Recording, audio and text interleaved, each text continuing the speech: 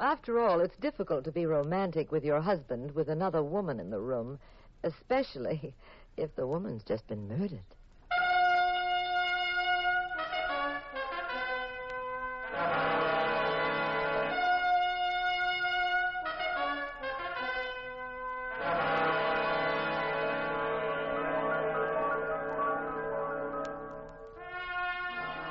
The National Broadcasting Company presents The Adventures of the Abbotts, starring Claudia Morgan and Les Damon as Jean and Pat Abbott, those popular characters of detective fiction created by Francis Crane.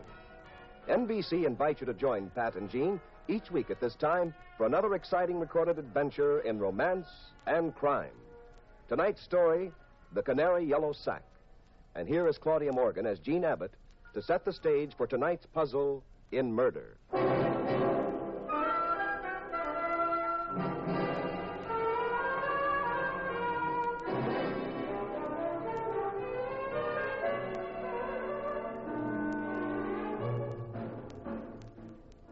I'd gone to Pat's office to call for him and take him home.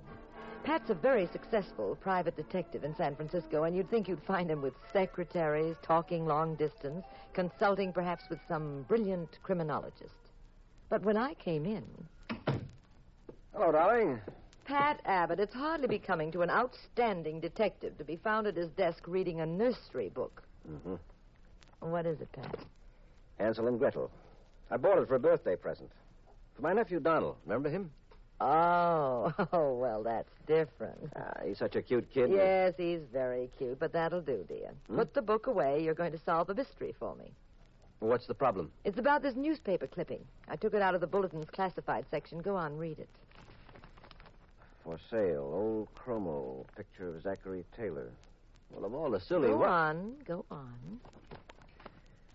Chromo, picture of Zachary Taylor. Price, $12.30, right, box 27. Well, what about it? I sent them a check for $12.30, Pat. You actually want a second-hand chromo of Zachary Taylor? I most certainly do. For your information, my great-grandfather was related to Zachary Taylor. Well, do tell. Imagine being married to a celebrity all this time and not knowing it. Did you get the chromo? No, I got the check back. With a note saying they were very sorry the chromo had been sold. Oh, bad luck. So what? Well, I thought that's all it was, too, but... Look, here's another clipping. Advertising the same thing. I saw it in an out-of-town paper just this morning. Read it, dear. For sale, old chromo of Zachary Taylor, second-hand. Price, $11.15. Now, you see, Pat? This ad offering the same chromo at a cheaper price just appeared today. Now, why in the world did they turn me down last week and then offer the same chromo in another paper for less money? I don't know, dear. Besides, I am not interested. Pat, it just doesn't make sense. Are you a detective or aren't you? Well, what do you think? I think a Smirnoff vodka at Leo's would be perfect. Yes, come in. Mr. Abbott? Yes? My name is Stewart. Mrs. Tom Stewart. I need your help, Mr. Abbott. Well, go ahead. What's wrong? Well, it's confidential. Oh, that's all right. This is my wife. We often work together on a case. Well, it's about my husband. Mm-hmm. He's disappeared. Disappeared? Well, when and where did you see him last? It all started about 2 weeks ago when I clipped this advertisement from the bulletin. Here, read it. For sale. Old chromo, picture of Henry Clay, second-hand. Oh, Pat, it's the same... Wait a minute. Price, $17.20, box 89. Well, if that isn't the most amazing coincidence... Mrs. Stewart, what happened after you saw this ad? Well, I'm very interested in American history, so I thought I'd buy it. I sent a check to box 89, and then I never heard from them. I wrote again, and finally, the day before yesterday, I sent my husband down to the newspaper office. I told him to get the address of these people and ask them what they'd done about my check. And did he find them? Well, I don't know. Tom went down to the newspaper office, and he never came back. I tried to find him. I called every place he might have gone. His office, his friends. Well, have you reported this to the Missing Persons Bureau? Yes, but, they're so casual about these things, and I wanted someone who'd take a personal interest in the case. Someone who wouldn't lose a minute. Someone Mrs. Stewart, what does your husband look like? Well, he's tall. How tall? Oh, 5'8". Well, that's not very tall. Well, maybe he's 5'9" or 10. I don't know exactly. He weighs about 150 pounds. What color hair has he? Brown. He had brown eyes, and, well, he was very thin. Thin?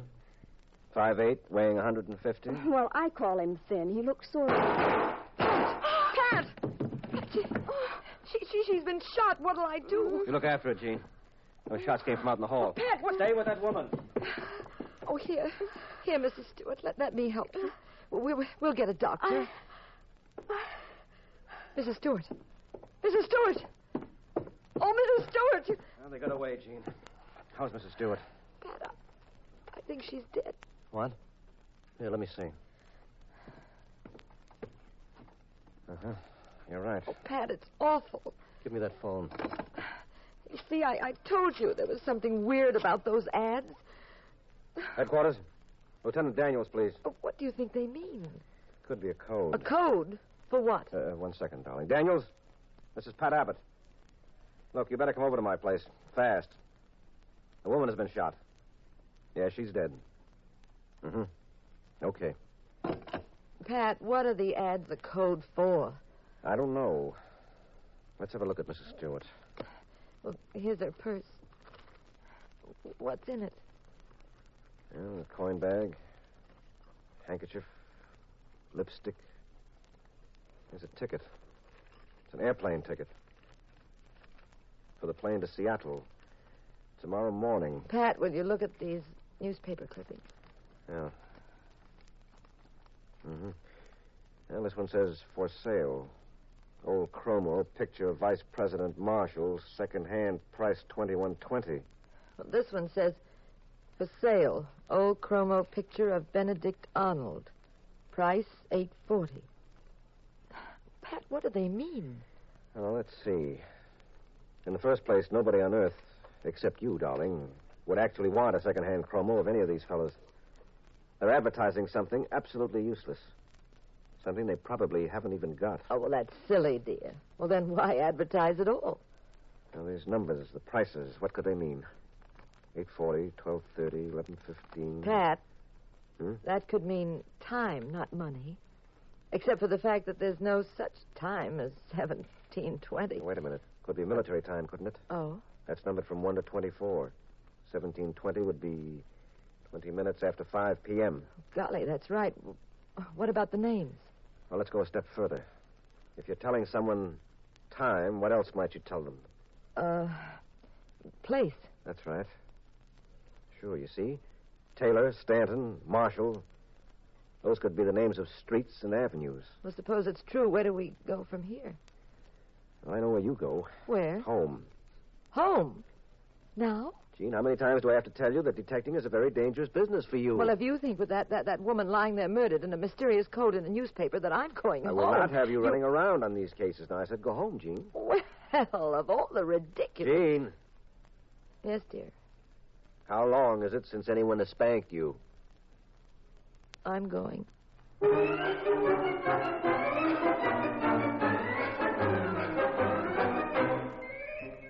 I marched very reluctantly out of Pat's office. After I'd been gone about 5 minutes, Lieutenant Daniels arrived. He looked over the scene and examined Mrs. Stewart. Then he questioned Pat.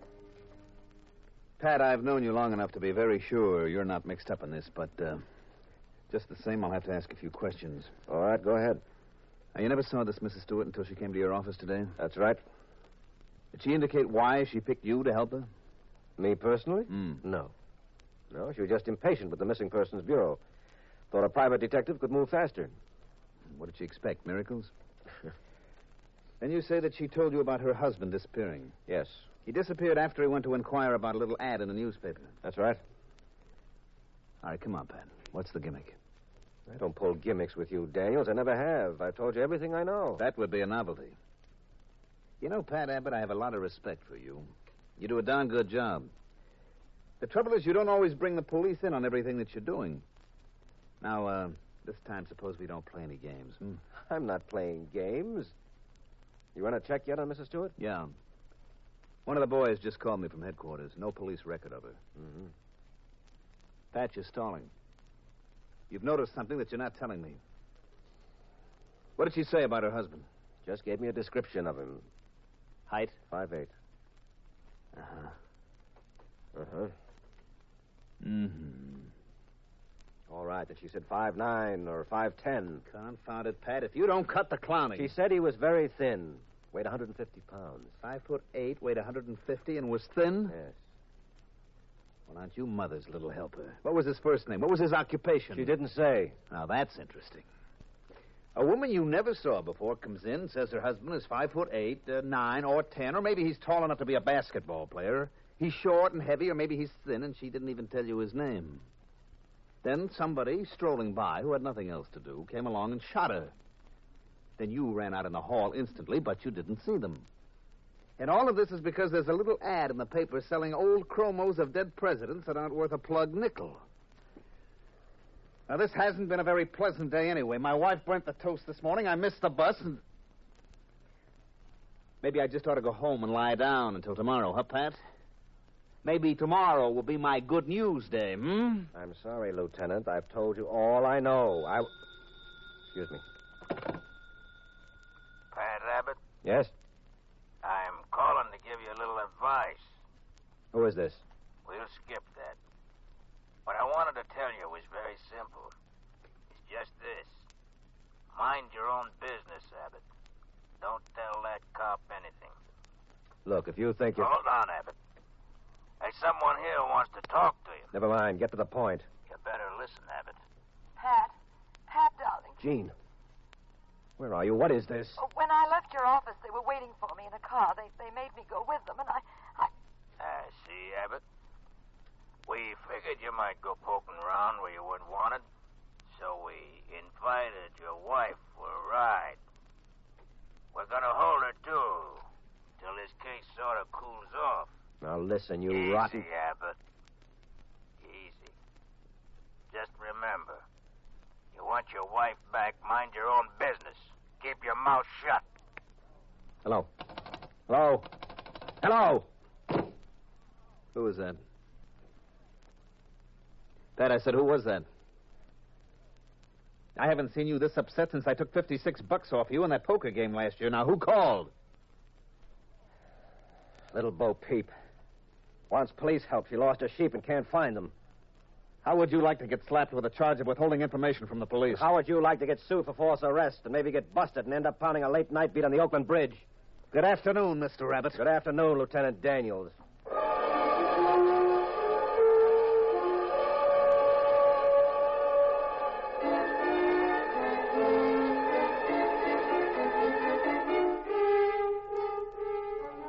I guess maybe I'm the Rocco Gibraltar type. Except when it comes to Jean. Her kidnapping threw me for a 30-yard loss. Lieutenant Daniels tried a few more times to worm something out of me, but couldn't get a word. The minute the police had cleared out of my office, I went running to the office of the Bulletin, to the desk where they take classified ads.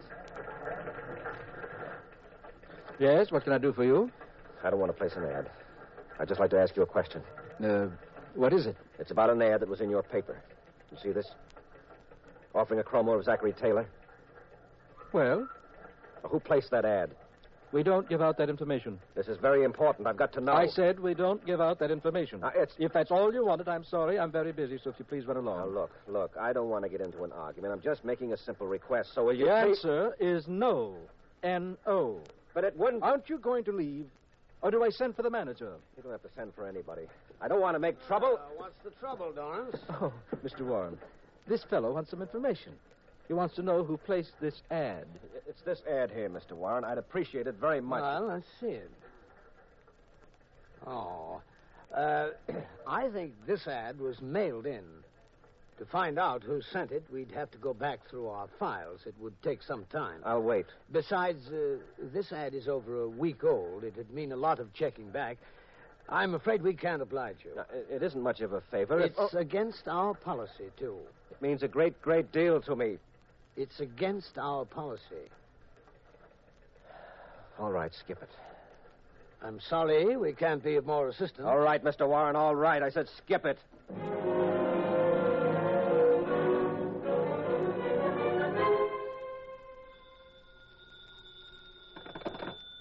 Hello. Finally got back to your office, Abbott. Now, listen, you let my Now, rifle... wait. You better be polite to me, Abbott. Jean's right here in the room with me and the boys. Now, you don't want us to get angry, do you, Abbott? Oh, Jean, say hello to your husband. Pat, Yes, Jean, are you all right, dear? Are you all right? You heard her, Abbott. She's fine so far. Now, look. We called about your visit to the bulletin office, Abbott. What? Aren't we smart, though? We know everything you do, don't we? You try to find out who put that ad in for the old chroma, huh? What about it? First, you spoke to a man named Dorrance. Then you spoke to another jerk named Warren. They turned you down. Well? I told you to keep your nose out of this, Abbott. You're disappointing me. Now, I ain't gonna warn you again. This here wife of yours won't look so pretty if they have to drag her out of the river.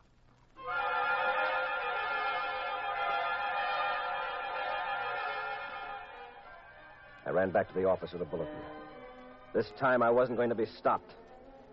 At the classified ad desk, there was a crowd.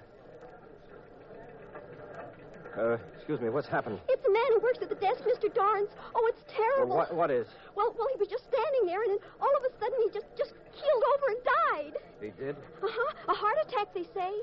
Would you step aside? I'd like to go over there. Thank you. Why, hello. Hello, Mr. Warren. Isn't it shocking? After all these years, poor Dorrance has a heart attack, and he's gone. Yes. It's almost unbelievable.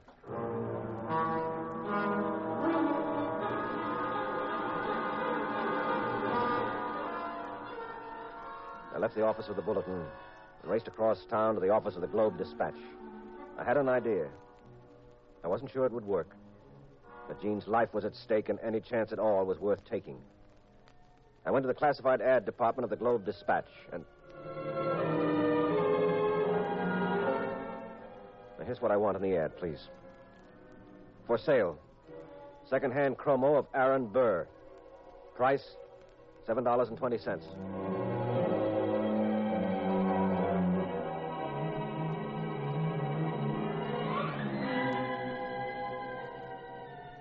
I didn't know, of course, if my first idea about the ads being a code was right. But there wasn't anything else I could do. Figuring the name in the ad was the street where a rendezvous took place, and the price was the time of the meeting, I advertised Aaron Burr, $7.20. And at 7:20 the next night, I went to Burr Street. It was in a desolate section of town by the river. The street was deserted, and the lamppost was being repaired, so it was pitch black. I hid in a doorway and waited. At 7:20 sharp, a truck pulled up at the corner. The driver remained at the wheel. A guy who'd been riding in the back got out and strolled around, occasionally looking up the street. After about 10 minutes, the little man called out to the driver. I don't know where they are, Jackie. Looks like they won't show up. Excuse me, Bud. Got a match? Huh? Oh, yeah, sure. That's, wait a minute, I got my pocket. Yeah, here we are. Thanks. Here's something for you.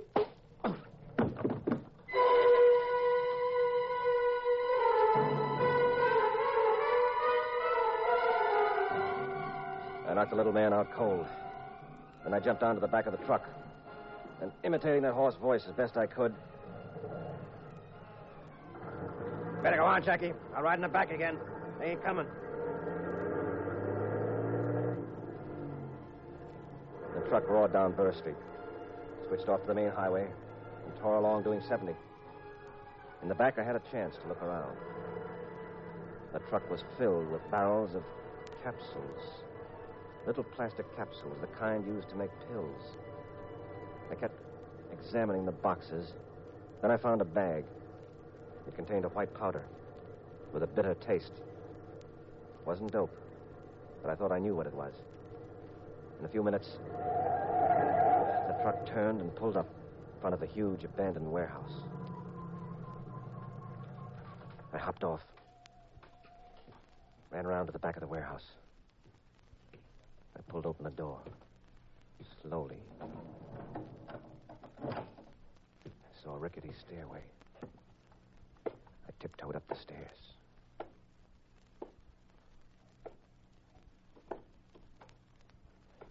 I tried some doors. Empty rooms, that's all. Then I saw another door at the far end of the hallway.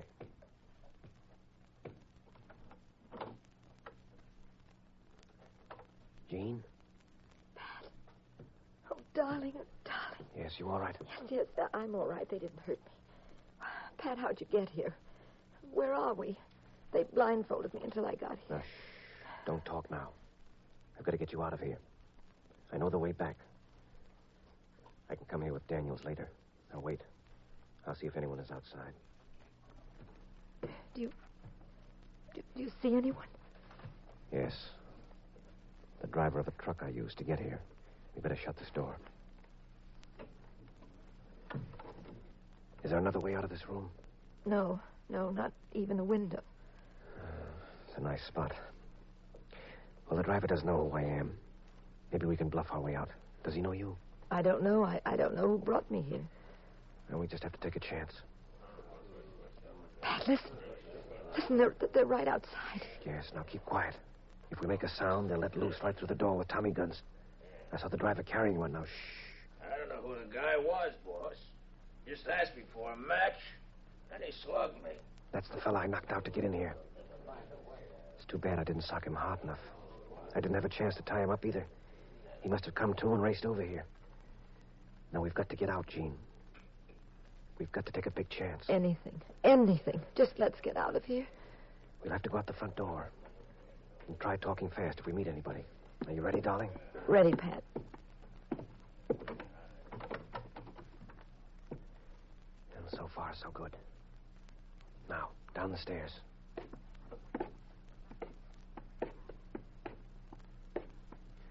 All right, now, if we can make that big door at the bottom of the staircase, we'll be all right. It's very dark outside. It's only a short run to the highway. We're not doing badly at all.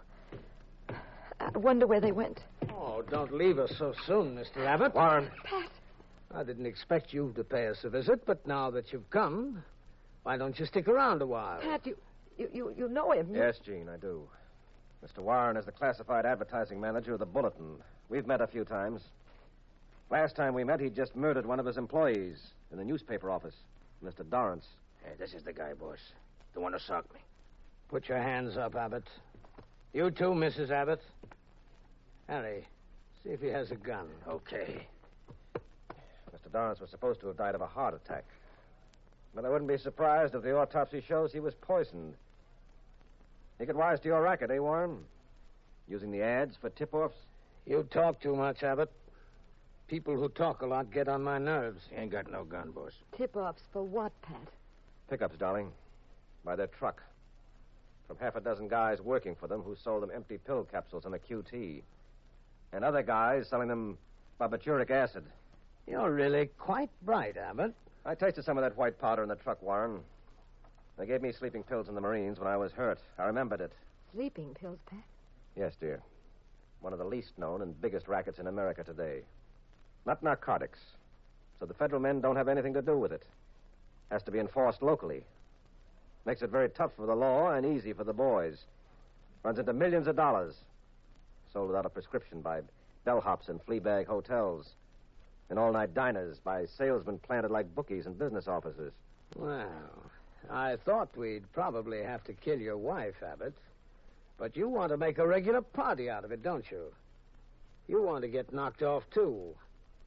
Well, we can oblige you. You shot Mrs. Stewart, too, Warren. You were one of your pals here. Yes, Harriet got fancy ideas.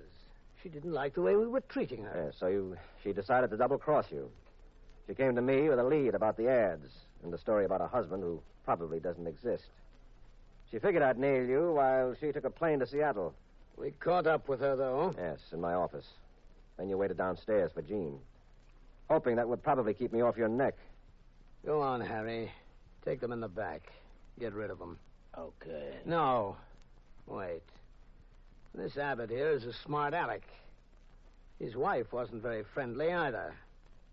Never mind taking them in the back, Harry. I'd get a kick out of seeing him get a face full of bullets myself. Go on. Give it to him now. Right here. Pat. Now, steady, darling. Look, Warren, you can't get away with 4 killings. You've pulled 2 already that you'll be picked up for just as sure as... Yattata, talk again. Go on. Give it to those 2, Harry. We're wasting time. Right. Put up your hands, Warren. Lieutenant Daniels. You heard him, Harry. Drop that gun. Go on, drop it. I have 20 men outside, so be smart and don't start any fireworks. They just love to celebrate the 4th a little early. Where the devil did Where you... did I come from? Out of the nowhere into the here.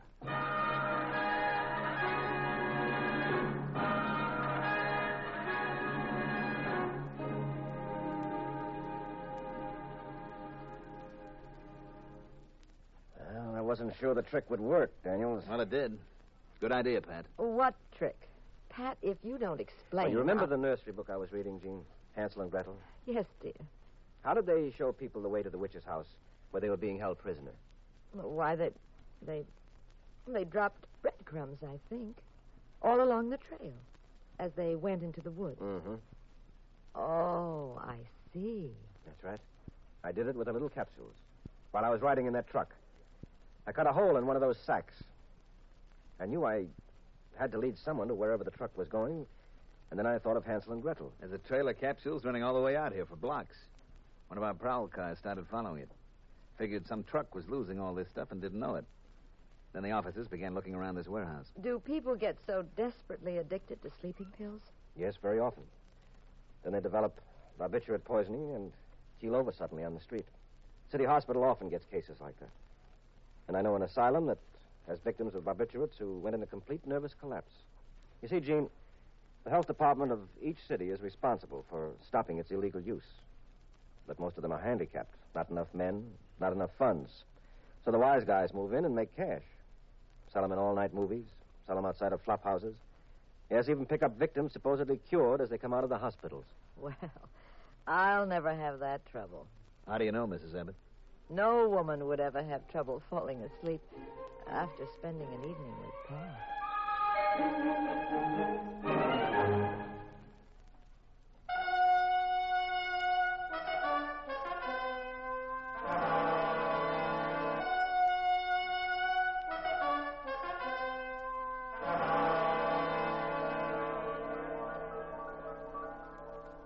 The National Broadcasting Company has presented The Adventures of the Abbotts, starring Claudia Morgan and Les Damon as those popular personalities of detective fiction, Pat and Jean Abbott, created by Francis Crane.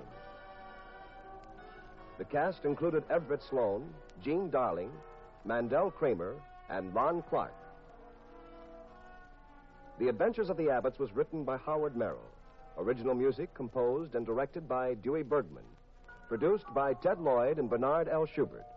Directed and recorded by Harry Frazee. Next week, same time, same station. Another exciting adventure in crime with Pat and Jean in The Adventures of the Abbotts.